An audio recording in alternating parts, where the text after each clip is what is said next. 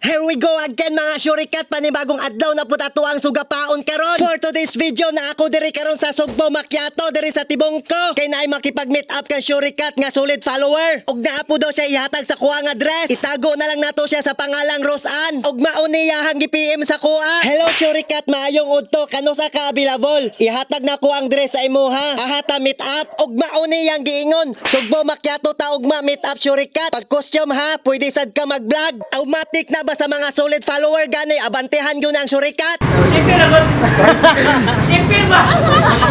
Kauban day ako diri sila at Barbie dinalian niya ang pag-iles samtang nagpaabot mi diri sa muang ka-meet up at tuon sa nako ni mga estudyante diri sa 7-Eleven para dili pog ko maboring sige ginulat ako sa ning chika-chikahon diri. Ito mo, gwapa kayo siya. Ito yung pangalan ni mo? Sa ako? Oh, dili siya. Jasmine. Jasmine? Yes. Kuan ka kaning Muslim? Katoliko. Yes po. Ikaw, ano sa pangalan mo? Lena. Leinan? Yeah, ikaw grade 9? Grade 11. Ay, grade 11 dahil namali lang to ganina. Edit lang to, edit. Ikaw, sa pangalan mo? Krisha. Krisha? Ikaw? Jilay. Jilane?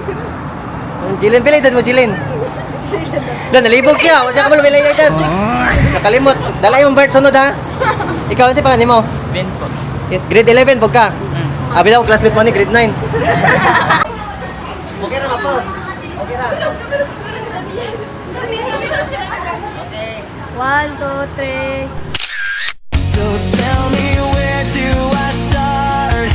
Cause it's breaking my heart. Okay. Kita na lang. 1, 2, 3. Don't wanna let her go. Okay. Okay na, makuha, mapos na eh. Okay?